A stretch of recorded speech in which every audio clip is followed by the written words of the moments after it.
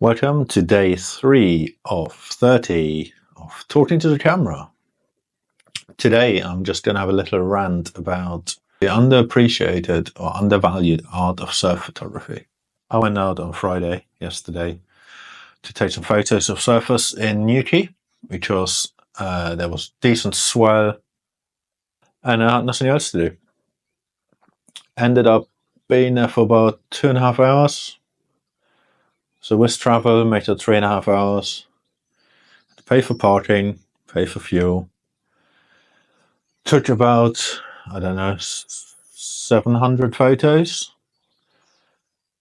Reduced them down to about 450, which I edited, and had about 250 3-star plus. All in all, the whole thing probably took about, 3 hours was travel,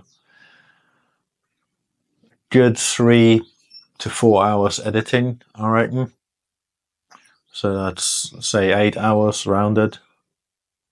Now I exported some to submit to magazines.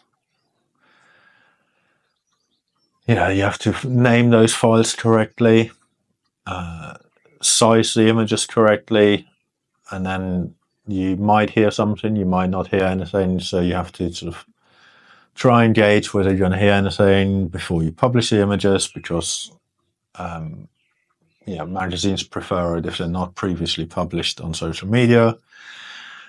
At the same time, you want to get the images out there for the surfers to look at while the event is relatively fresh.